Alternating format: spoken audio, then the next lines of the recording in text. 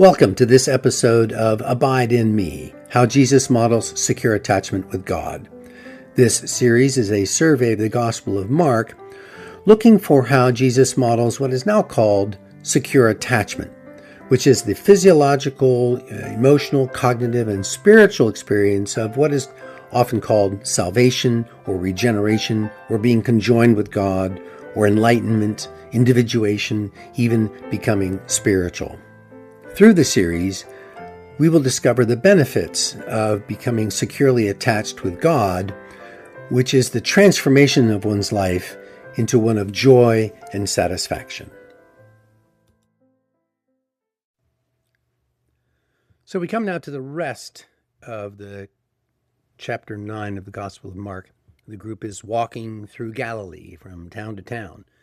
Their experiences continue to show us an increasing ability to understand new spiritual concepts because of what Jesus is doing to open their minds. And we read of a number of opportunities for Jesus to integrate these experiences into a new way of being, which I'm suggesting is being securely attached, characterized by an increasing self-worth, trust in their truth, a connection with others' goodness, regardless of the other person's status, whether they're Jewish or not, for instance, confronting the discomfort of the tension between their old beliefs, the Mosaic law, and a new way of being, and acceptance of being on the way as distinct from having arrived, as being amongst fellow human beings rather than being a special people. And here in chapter 9, we come upon yet another challenge to my hypothesis that Jesus was fully spiritually evolved, securely attached to his God, and among the parts of his mind and with other people, particularly his apostles. They come down off the mountain, and a crowd has gathered, and one of them complains that Jesus' apostles were not able to heal a boy who had seizures because he was possessed by an evil spirit. Jesus, seemingly frustrated with them all, asserts that their faith is inadequate. Now, Christians hold that Jesus cast this evil spirit out. And my observation is that it is a certain condition of faith that gives one the power to do that. Faith, in this instance, meaning truth lived by, that kind of faith brings power. Whenever I feel powerless, I can ask myself, what beliefs am I living right now?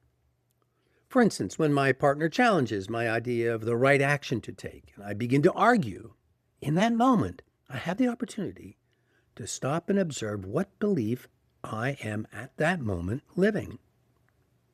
I often notice I'm being compelled to argue by, a fear of being wrong, or of not being in control of the narrative. My brain and my body remember being hurt when I was not in control of determining what was the right thing, the right action. And so I argue when someone challenges my truth, my faith. I completely get how the apostles were stumped by their inability to heal the epileptic boy. They had a certain belief system, and somehow it interfered with their power over the evil spirit that racked the boy. Emanuel Swedenborg and other careful observers point out that while Jesus' power was not transferable, others could wield the power if their faith supported it.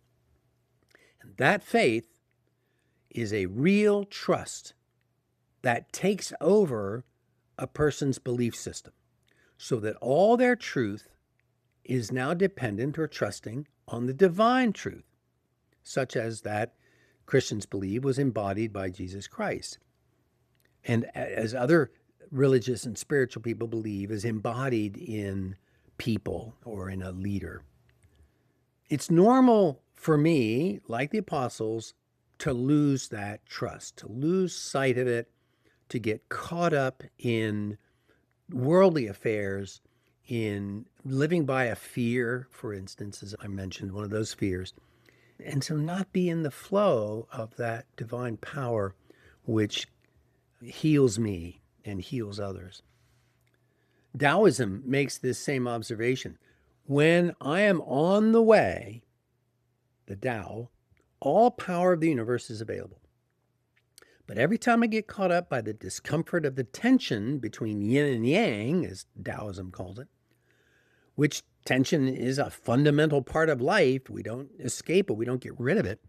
When I'm distracted by the distinction, I wander off the path and lose power to live useful, helpful, securely attached life. And a sign of this is that I begin, for instance, to ruminate about life. I'm analyzing it. I'm trying to get it right. At the worst, I begin arguing with people, telling them they are wrong.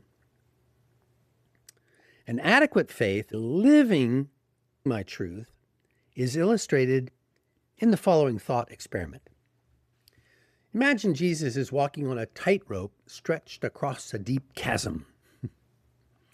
I have faith that he can walk back and forth effortlessly, perfectly. He could do cartwheels on that wire, right? And have no problem. And I have the kind of faith in Jesus that he could walk flawlessly on that tightrope with a wheelbarrow, right? Now, imagine Jesus on the tightrope, pushing a wheelbarrow, and you are in the wheelbarrow. Well, that requires trust. So I have faith in my partner to do the right thing, but I trust my partner when I put my desires and beliefs and well-being into their heart and into their hands. Every time I expose my heart and mind to someone, they could harm me. They could steal the joy I have. They could defeat my desires. They could effectively lie to me and so forth. So when I share my whole self, I am modeling secure attachment, a trust in the loving care of the other person. And love between us then flows freely. Now, physical, mental, and emotional circumstances often draw my attention away from my inner empowered self. And I, as it were, forget that I have power. I lose track of the process of trust, of opening myself up in relationships and accepting the vagaries of life without resistance because I trust in the divine providence. So our task is to remember ourselves. And this gospel story of the possessed boy helps us. We are given an image to grip our attention, a story we can relate to. We're offered a model to emulate. We will confront the harsh reality that when we do not live the truth, when we lack trust, we will be powerless. We will feel condemned. We will be racked by pain and shame. What we love and aspire to taunts us just out of reach. The suffering can break our hearts. The lack of control will terrify us, like the threat of being thrown into a fire. Jesus' experience of the divine within was a full, complete trust that he would be cared for, which allowed him to unreservedly and unconditionally share his love, his power, and so heal the boy. This is the only way I can understand not only the stories of the Gospels and the stories of people being healed by God even today, but it's the only way I can understand my own story of healing by faith. When truths are lived through the ordeal, through the discomfort of the yin and the yang of life, because I put my life into the hands of the divine, of the universe. And this has been confirmed to me by the experience of peace and joy that then follows for a time. So they continue to walk along. Backing up here a moment, theologians and scientists alike recognize that there is a primal fear of death that became part of the human condition, either at the fall of mankind or as part of evolution. It has been part of the human condition apparently for hundreds of thousands of years. Whenever we meet something new, be it a person, a circumstance, a noise, right, or an idea, deep within our brain and our mind, we flinch. We have a fearful reaction.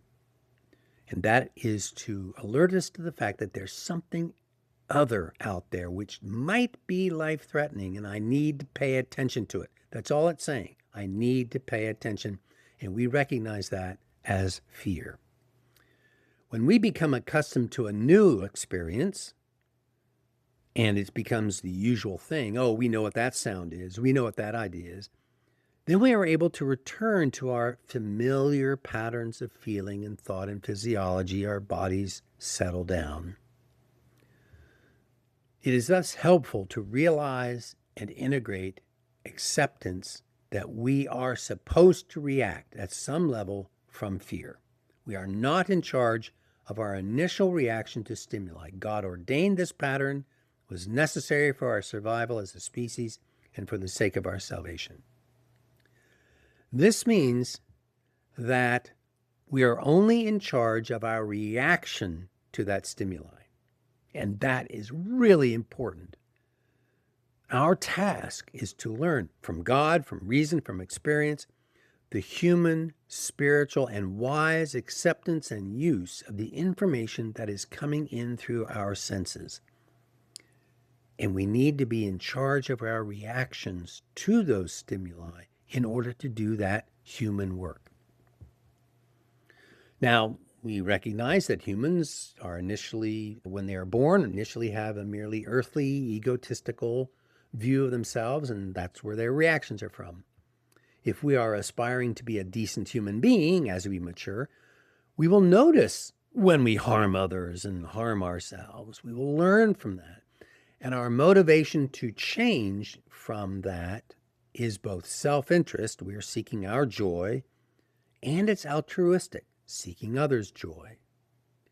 And so we respond to the stimuli, to the lessons that we learn that reveal our materialism, our egotism, sometimes most effectively when we feel shame for what we have done. All this is revealed in Jesus' relationship with and his reaction to his closest followers. These are the men and women and even children who have been inspired by Jesus to be part of a better world. However, they were developmentally immature.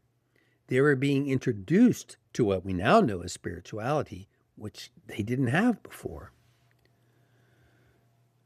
So the group is walking to the next town when Jesus reiterates the startling and new view of his mission that he would die and rise again. This idea of death is startling and disturbing. And all, apparently, his followers heard was the death part. And their hearts and minds felt failure because they did not hear any message of the flourishing of their movement, which they were leading. Right? That's the ego speaking up. This makes sense because we all react with fear to such predictions of death. And our brains actually partly shut down at that moment of threat and turns to seeking only survival. They didn't actually hear the most important part of the new idea, that there is life after death, that what has to die is not our physical body, but those old beliefs that are making us materialistic and egotistical and harmful and unaccepting of others and so forth. A part of us will always fear death. And we will do, therefore, all we can to avoid it for all of our lives. The actual lesson for us, then, is in Jesus' reaction to that message, to that stimuli. We've all experienced not being understood, not being heard. It's frustrating. I'm well acquainted with the passion that rises in me when people are not getting my point. When that happens, I need to remember myself. Remember that being in relationship is more important than being right. I'm getting better and better at that. So I noticed that Jesus did not get frustrated with them and get louder or more insistent. He does not call them out for being afraid. He knew this was the normal reaction. In fact, he kept walking. And we note here that they were headed south towards Jerusalem in the final confrontation that Jesus was predicting. So he allowed this initial reaction to stew and to run through their minds and bodies, giving them a chance to process this new information, this new thought, this new idea. And by the way, here's a thought. The next time you have a reaction to how people are responding to you, you realize you're feeling frustration or fear that you're not being heard, take a 30-minute walk. And your mind and body will be ready, hopefully, to react more healthfully. So they're walking along, and I think sparked by Jesus talking about the future, the apostles, Mark reports in his gospel, begin debating which one of them is the most important among them and who would be the leader. And then when they stop for the night and they're all sitting around after dinner, Jesus challenges their attitude in a way that, for me, again, models the way a securely attached person would work to raise a person's consciousness or to alter their awareness, to introduce a new idea. As the scene is set, Jesus is in the role of a teacher, a rabbi, who typically would ask his students to sit around him. And so then the students would then be alerted that this was a time for listening and learning a new truth. Such is the secure attachment, the safe relationship between Jesus and his closest followers, that he could set up the circumstances in which he could ask them tough questions and then give effective answers. So his question, "What were you all talking about?" sets the apostles up for an experience of this new process of spiritual growth that Jesus is offering them. Everyone knows Jesus already knows exactly what they were talking about. He's giving them an opportunity to feel uncomfortable, to really acknowledge and accept the negative, materialistic, egotistical stage they are in. They must have felt that safety with him, that when their shame is out in the open, they're then freed up to let it go, to put it aside, to be able to hear what Jesus has to say. And that's the perfect setup for the experience then he gives them. He did what we now call a somatic experience, a visceral experience. They see, hear, smell, and even taste the way Jesus is offering this new idea, this new way of being. He brings a small child onto his lap. Imagine the sphere of innocence that spreads from that small child. I imagine the expression of love for the child that Jesus had on his face, and likely the returning childish love that the little child had for Jesus. And I imagine that was seen and felt and heard by everyone, softening their hearts, opening their minds to a new truth. They could care for this truth gently, even as one would care for a child. One can hold the truth, simply seeing it for what it is, without judgment. I imagine this was a powerful experience that transformed their hearts and minds and very beings, even though unconsciously, or especially because it was below their conscious thought, on the level of affection or emotion, as Jesus teaches them, no, don't seek being a leader, being the most important. Seek being a child. These experiences give us a certain relationship with Jesus or with the truths that we are learning about ourselves through our scriptures. And we mindfully observe our reactions to life and death and to those teachings. The ordeal Jesus is facing, the process that he is modeling for us all, is understood just a little bit more. Our hearts are opened a little bit more. We are humbled and so vulnerable. We feel a bit safer with the divine truth, with the providence the universe has for us, that it is seeking our joy and our well-being. We're a bit more aware and looking for the goodness that we are seeing in ourselves and in others, a bit more securely attached. So the invitation is to create a daily practice, a prayer life, if you will.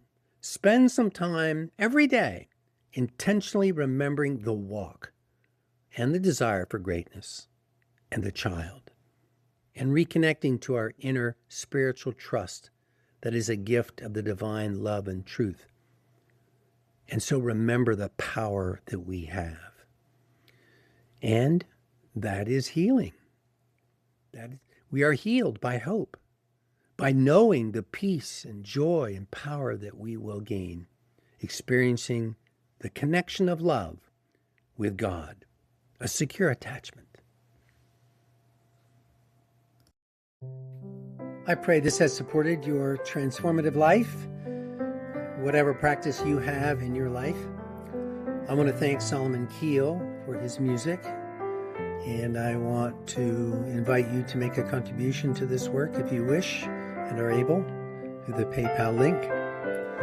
And I invite you to continue to listen to the next episode. You be well.